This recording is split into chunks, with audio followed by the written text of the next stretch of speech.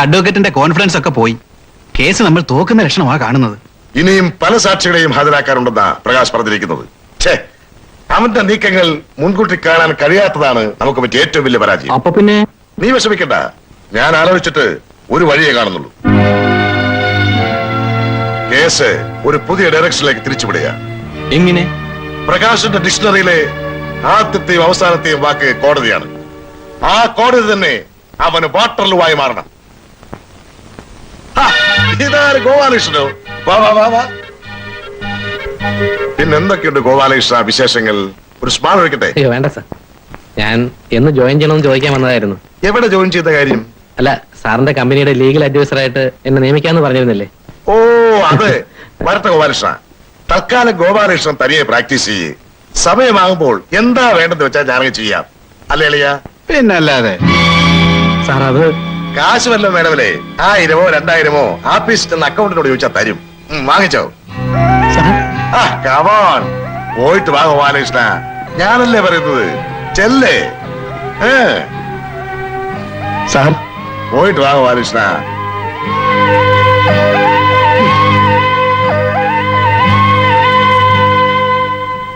സത്യം പറഞ്ഞാൽ സാറിനെ ഫേസ് ചെയ്യാൻ എനിക്കിപ്പോ ബുദ്ധിമുട്ടുണ്ട്. സാറെന്ന് പറഞ്ഞതെല്ലാം ഇപ്പോഴെങ്കിലും പ്രകാശിന് കാര്യങ്ങളെല്ലാം മനസ്സിലായല്ലോ. എന്റെ കാര്യങ്ങളെല്ലാം സാറിന് അറിയാമല്ലോ.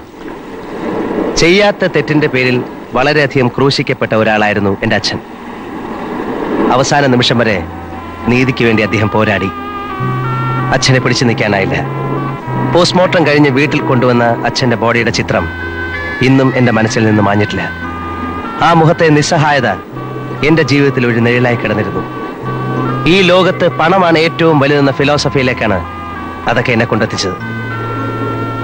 പക്ഷേ ഇന്നെനിക്ക് പ്രകാശ്, ഡിപ്രസ്ഡ് ആകേണ്ട കാര്യമില്ല. Take things as they come.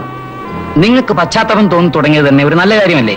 Sir, കൈമലിനെതിരെ നമുക്ക് ഒരുമിച്ച് ഇന്ന് ഫൈറ്റ് ചെയ്യാം. എനിക്ക് സാറിനെ വളരെയധികം ഹെൽപ്പ് ചെയ്യാൻ കഴിയും. പ്രകാശിന്റെ സ്പിരിറ്റ് ഞാൻ ഉൾക്കൊള്ളുന്നു, അഭിനന്ദിക്കുന്നു. ബട്ട് നേരത്തെ പറഞ്ഞതുപോലെ you are little bit late. എനിക്ക് ട്രാൻസ്ഫർ ആണ്, പണിഷ്മെന്റ് ട്രാൻസ്ഫർ ആണെന്ന് ആ ഡിപ്പാർട്ട്മെന്റിലുള്ളവർ പറയുന്നത്. പക്ഷെ എന്നെ സംബന്ധിച്ചിടത്തോളം പണിഷ്മെന്റ് ട്രാൻസ്ഫർ എന്ന പ്രയോഗത്തോടെ എനിക്ക് യോജിപ്പില്ല. എവിടെ ചെന്നാലും ജോലി ചെയ്യുക സത്യസന്ധമായി, ആത്മാർത്ഥതയോടെ, അത്രേ ഉള്ളൂ. സാർ, ഈ ട്രാൻസ്ഫറിന്റെ പിന്നിലും കൈമളിന്റെ കൈകളാണ്. I am sure. ആയിരിക്കാം. Leave it Prakash. അറ്റ്ലീസ്റ്റ് ഒരു കാര്യത്തിൽ എനിക്ക് സന്തോഷമുണ്ട്. ഇവിടെ നിന്ന് പോകുന്നതിന് മുമ്പായി കൈമളിനെതിരെയുള്ള പോരാട്ടത്തിന് ഒരു സ്പാർക്ക് ഇട്ടിട്ടാണ് ഞാൻ പോകുന്നത്. ഈ സമയത്ത് സാറും കൂടി ഉണ്ടായിരുന്നെങ്കിൽ എനിക്ക് വളരെയധികം ഹെൽപ്പ് ആകുമായിരുന്നു. എന്റെ ഫിസിക്കൽ പ്രസൻസ് ഉണ്ടാവില്ലെന്നേ ഉള്ളൂ. എന്റെ എല്ലാ മോറൽ സപ്പോർട്ടും പ്രകാശനുണ്ടാവും. All the best. Thank you sir. നമസ്കാരം മാഷേ. ഇരിക്കൂ. അയ്യോ, ഇരിക്കാനൊന്നും സമയമില്ല. മാഷൊന്ന് വേഗം റെഡിയായിട്ട്. ശ്യാംപ്രകാശ് മാഷയുടെ വരവും പ്രതീക്ഷിച്ച് ഞങ്ങളുടെ വീട്ടിൽ തന്നെ ഇരിക്കുക. എന്താ മാഷേ, പ്രശ്നങ്ങളെല്ലാം തീർന്നു. മോഹനും ഗീതയും തമ്മിലുള്ള വിവാഹം നടത്താമെന്ന് അളിയെ സമ്മതിച്ചു. വെറുതെ എന്തിനാ മാഷേ കേസും വഴക്കും വയ്യാവലും ഒക്കെ? മാഷൊന്ന് വന്നാട്ടെ. ഞാനൊന്ന് ഡ്രസ് ഇതൊക്കെ മതിയെന്നേ. ഞാൻ ഗീതയോടൊന്ന് പറഞ്ഞിട്ട് അച്ഛൻ ആ കൈമളിന്റെ വീട് വരെ ഒന്ന് പോയിട്ട് വരാം മോളെ. ശ്യാം അവിടെ വെയിറ്റ് ചെയ്യാ. ഇറങ്ങാം. പോയിട്ട് വരട്ടെ മോളെ. പ്രകാശ് ഉടനെ എത്തും. ഇപ്പൊ ഫോൺ വന്നിരുന്നു. ഇവിടെ വെയിറ്റ് ചെയ്യണമെന്നല്ലേ പറഞ്ഞത്?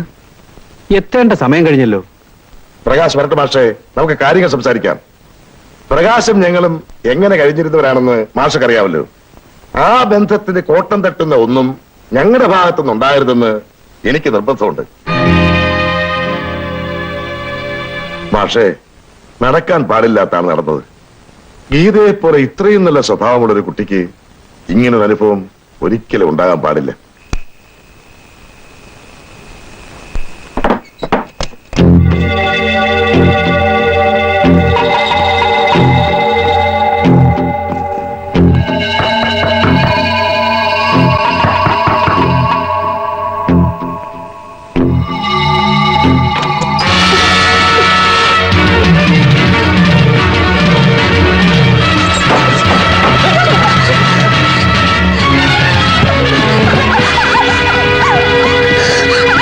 അങ്ങനെയാണെങ്കിൽ മോഹൻ ഗീതയെ തന്നെ വിവാഹം കഴിക്കട്ടെ എന്ന് ഞങ്ങൾ തീരുമാനിച്ചു. ചെയ്ത തെറ്റിന് പ്രായശ്ചിത്തം ചെയ്യുകയല്ലേ മര്യാദ?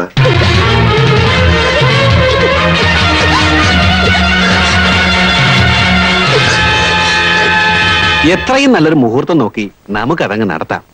എന്താ അളിയാ? ഇനിയുള്ളതെല്ലാം മാഷ് തന്നെയല്ലേ നടത്തേണ്ടത്?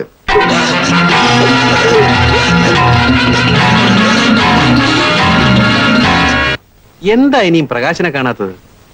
മാസ്റ്റർക്ക് ധൃതിയുടെ പൊക്കോളൂ. ഞാൻ പ്രകാശിനെ വീട്ടിൽ ചെന്ന് കണ്ടോളാം. അങ്ങനെ ആയിക്കോട്ടെ. ആ വാസവ, ആ. മാസ്റ്ററെ വീട് വരുന്നു ഡ്രോപ്പ് ചെയ്തേ. അയ്യോ വേണ്ട, ഞാൻ നടന്നു പോയിക്കോളാം. അപ്പോ അങ്ങനെയാട്ടെ. അറിയാ, ഉദ്ദേശം 1 മണിക്കൂർ ആയല്ലോ.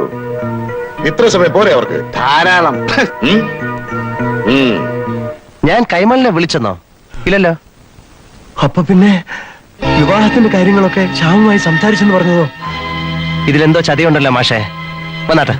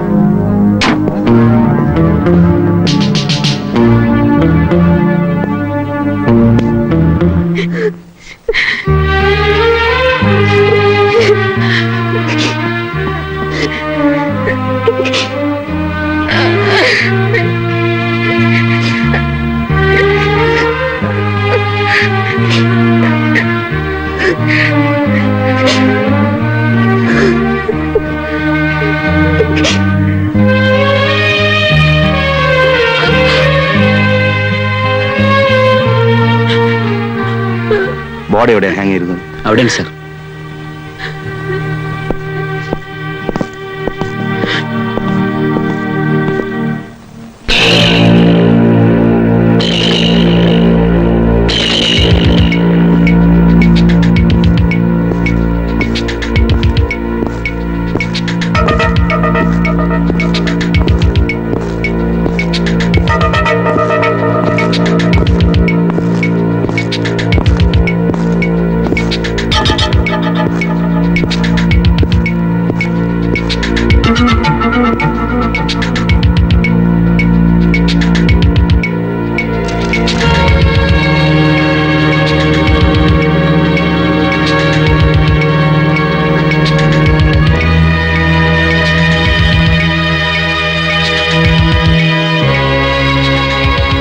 ഭദ്രൻ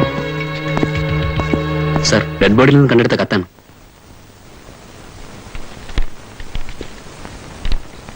കൈമളിനോടുള്ള വ്യക്തിവൈരാഗ്യം തീർക്കാൻ ശ്യാംപ്രകാശ് എന്നെ ഒരു കരുവാക്കിയതാണ്. ശ്യാംപ്രകാശ് പറഞ്ഞതനുസരിച്ചാണ് മോഹൻ എന്നെ നശിപ്പിച്ചു എന്ന് പറഞ്ഞ് ഒരു നാടകം കളിക്കാൻ ഞാൻ നിർബന്ധിതയായത്. മോഹൻ തികച്ചും നിരപരാധിയാണ്. അയാളെ ഇത്തരത്തിൽ ക്രോശിക്കുന്നതിൽ മനം കൊണ്ടാണ് ഇങ്ങനെയൊരു കൃത്യം ഞാൻ ചെയ്യുന്നത്. എന്റെ മരണത്തിന് ഉത്തരവാദി ഞാൻ മാത്രമായിരിക്കും എന്ന് ഗീത.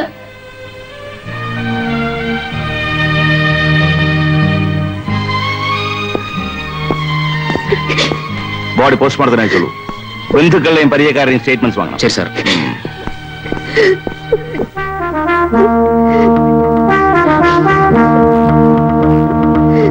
സംഭവം നടക്കുമ്പോൾ മോഹൻ ബോംബെയിലായിരുന്നു എന്ന് വാദിക്കാൻ പോകണമെന്നാണ് വക്കീൽ പറഞ്ഞത്. അതിനുള്ള തെളിവുകൾ ഒപ്പിച്ചോളാമെന്ന് അയാൾ ഏറ്റിട്ടുണ്ട്. സമ്മതിച്ചു. പക്ഷേ നമ്മൾ ഈ വാദിക്കാൻ പോകുന്ന പോയിന്റുകളെല്ലാം ഫോർസീവ് ചെയ്യാൻ കഴിവുള്ളവനാ പ്രകാശ്. അതുകൊണ്ട് നമ്മൾ വളരെ സൂക്ഷിച്ച് കൈകാര്യം ചെയ്യണം അല്ലേ? പ്രകാശ്, കാണിച്ച സന്മനസ്സിന് നന്ദി പറയാനാ വന്നത്. പ്രകാശ്, സത്യമായിട്ടും ഞങ്ങൾ എല്ലാം മറന്ന് ഒരു ഒത്തുതീർപ്പിന് തയ്യാറായിരുന്നതാ. ഇങ്ങനെയെല്ലാം വരും? മിണ്ടിപ്പോകരുത്. ഇതാണോ നിങ്ങൾ പറഞ്ഞ ഷോക്കുകൾ? കണക്കുകൾ തീർക്കാൻ എനിക്കും അവകാശമുണ്ട്. മറക്കണ്ട, പേടിക്കണ്ട. വയലൻസ് അല്ല ഞാൻ പഠിച്ചിട്ടുള്ളത്. അത്ര പെട്ടെന്ന് നിങ്ങളൊന്നും മരിക്കാനും പാടില്ല.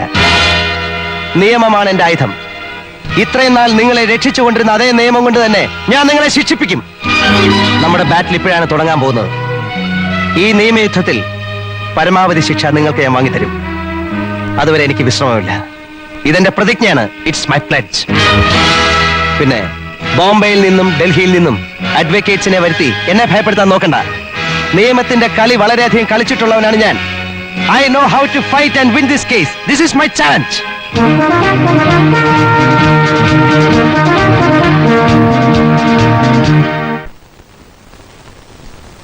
ഒരു തരത്തിൽ പറഞ്ഞാൽ എന്റേതും ഒരു പനിഷ്മെന്റ് ട്രാൻസ്ഫർ ആണ് മിസ്റ്റർ പ്രകാശ്. പക്ഷേ ഇത്തരം ട്രാൻസ്ഫറുകളൊന്നും എന്നെയും രാജശേഖരനെയും പോലുള്ള ഒരു മുറയിൽ തകർക്കുകയില്ല. മിസ്റ്റർ പ്രകാശ്, കൈമളിന്റെ ആൾക്കാർ ഇവിടെ എന്താണ് ചെയ്യുന്നത് എന്ന് എനിക്ക് വ്യക്തമായിട്ട് അറിയാം. അങ്ങേരുടെ ഓപ്പറേഷൻസിന്റെ ഫുൾ ഡീറ്റെയിൽസ് ഉള്ള റിപ്പോർട്ട് എന്നെ ഏൽപ്പിച്ചിട്ടാണ് രാജശേഖരൻ പോയത്. രാജശേഖരൻ തുടങ്ങി വെച്ചത് പൂർത്തീകരിക്കുകയാണ് എന്റെ ലക്ഷ്യം. ഗീതയുടെ മരണം ഒരു മർഡർ ആണെന്നും കൈമളിന്റെ ആൾക്കാരാണത് ചെയ്തിട്ടുള്ളത് എന്നതിലും എനിക്ക് യാതൊരു സംശയവുമില്ല. ബട്ട് പ്രകാശ്, കുറച്ചുകൂടി തെളിവുകൾ കിട്ടിയെങ്കിൽ മാത്രമേ നമുക്ക് സ്ട്രോങ് ആയി മൂവ് ചെയ്യാൻ പറ്റൂ. തെളിവുകൾ എത്ര വേണമെങ്കിലും ഞാൻ തരാം സാർ. മർഡർ നടന്ന സ്പോട്ടിൽ നിന്ന് കിട്ടിയ ലോക്കറ്റ് മോഹന്റേതാണെന്ന് ഞാൻ നിഷ്പ്രയാസം തെളിയിച്ചു തരാം. ഗീത എഴുതി എന്ന് പറയപ്പെടുന്ന എഴുത്ത് വ്യാജമാണ് സാർ. കൈയക്ഷരം ഇത്രയും മനോഹരമായി ഫോർജ് ചെയ്യാൻ കഴിവുള്ള ഒരാളെ ഈ നാട്ടിലുള്ളൂ, അനന്തകൃഷ്ണൻ. 2 ദിവസത്തിനകം അയാളെ സാറിന്റെ മുമ്പിൽ ഹാജരാക്കാൻ എനിക്ക് കഴിയും. Very good. അതൊരു നല്ല ഐഡിയ ആണ്. Then proceed that way mister Prakash. ധൈര്യമായിരിക്കൂ. I will be with you. Thank you sir.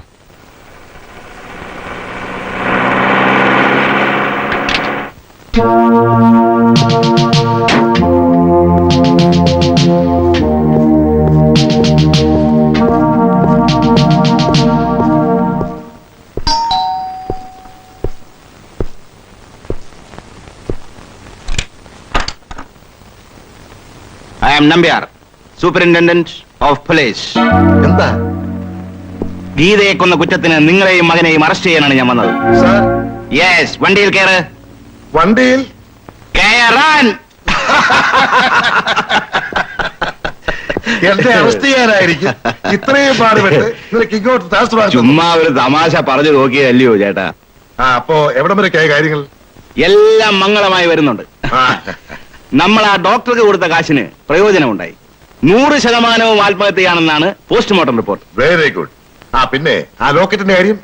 ഇപ്പോ തെളിവായി കസ്റ്റഡിയിൽ ഇരിക്കുന്നത് ഡ്യൂപ്ലിക്കേറ്റ് ലോക്കറ്റ്. ആ. ഇതാ മോഹന്റെ ലോക്കറ്റ്. തൽക്കാലം ഇത് എന്റെ കയ്യിൽ തന്നെ ഇരിക്കട്ടെ. ഓരോ അഡ്ജസ്റ്റ്മെന്റിനും തന്നെ ഞാൻ പ്രത്യേകം കാണുന്നുണ്ട്. കണ്ടിരിക്കണം. അതിലെന്തെങ്കിലും കുഴപ്പം വരുമ്പോഴാ എന്റെ സ്വഭാവം മാറുന്നത്. പിന്നെ ആ കള്ളെഴുത്ത് എഴുതി അനന്തകൃഷ്ണനെ 2-3 മാസത്തേക്ക് എങ്ങോട്ടെങ്കിലും മാറ്റുന്നതാ ബുദ്ധി. എന്റെ ഊഹം ശരിയാണെങ്കിൽ അവനെ തപ്പി ഇറങ്ങിയിരിക്കുക പ്രകാശ്. അത് ഞാൻ നോക്കിക്കോളാം.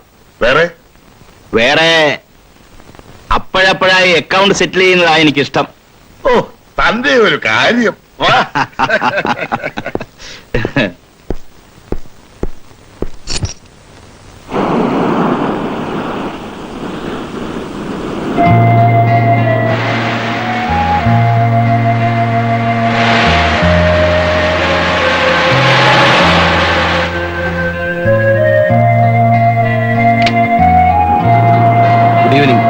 Good evening sir.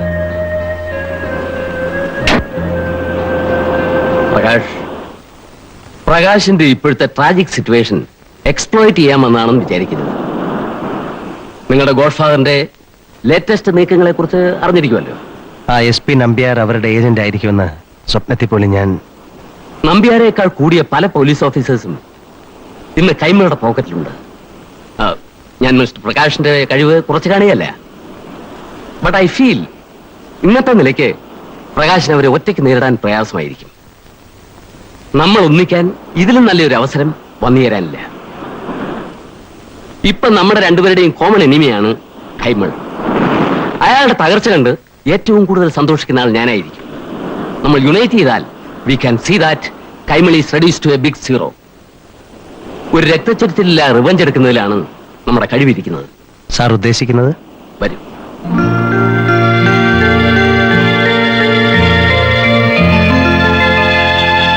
Hello, is it assistant collector of customs? Sir,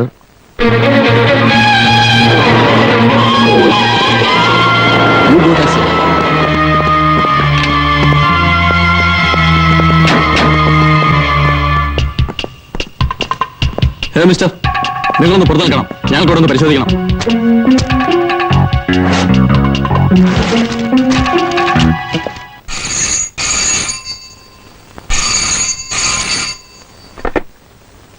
hello, Kaimal here.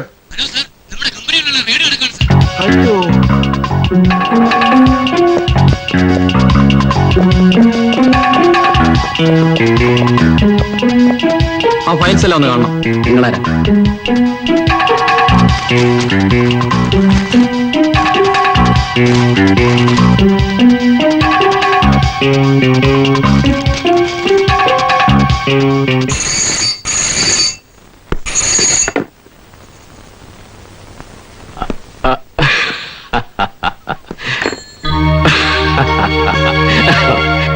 ലക്ഷക്കണക്കിന് രൂപയുടെ സാധനങ്ങൾ അവന്മാർ പിടിച്ചെടുത്തത്. ഇനിയിപ്പൊ കേസ് പറയാനും കുറെ ചെലവാകും. എടോ, കാശ് നമുക്ക് നാളെ ഉണ്ടാക്കാം. എന്റെ പേടി അതല്ല. നമ്മൾ തമ്മിലുള്ള എല്ലാ ബന്ധവും മുഖ്യനറിയാം.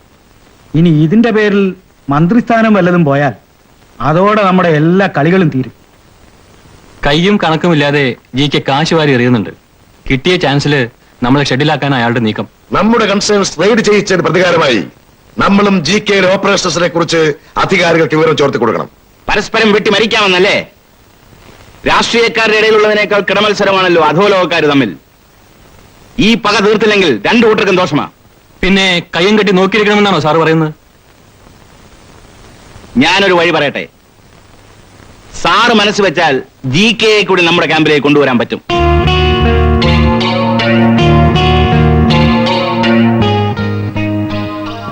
നമ്പ്യാർ പറഞ്ഞതിലും കാര്യമില്ലാതില്ല.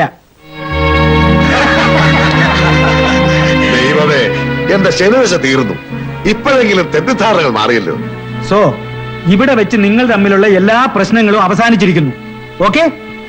ഓക്കെ. അപ്പോ നമുക്ക് അകത്തേക്ക് ഇരിക്കാം.